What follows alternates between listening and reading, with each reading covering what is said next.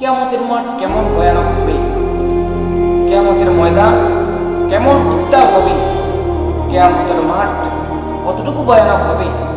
রাসূলুল্লাহ সাল্লাল্লাহু আলাইহি ওয়াসাল্লাম বলছেন, মাউযু কদামি, যে কোনো ব্যক্তি কিয়ামতের মাঠে হাঁটতেও পারবে না, কিয়ামতের মাঠে বসতেও পারবে না, শুধু এই পা রাখার জায়গাগুলো থাকবে।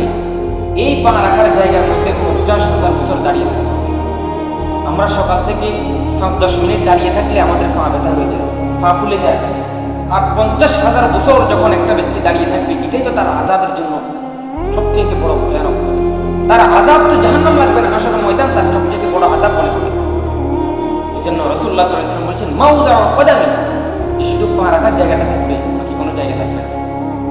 রাসূলুল্লাহ সাল্লাল্লাহু আলাইহি ওয়াসাল্লাম বলছেন, আল্লাহ রাব্বুল আলামিন বলছেন, ইয়াউমা ইয়াকুমুন নাসু লিরাব্বিল আলামিন, ওই দিন আল্লাহ রাব্বুল আলামিনের সামনে সবাই দাঁড়িয়ে থাকবে, সবাই দাঁড়িয়ে যাবে, কেউ বসতে পারবে না।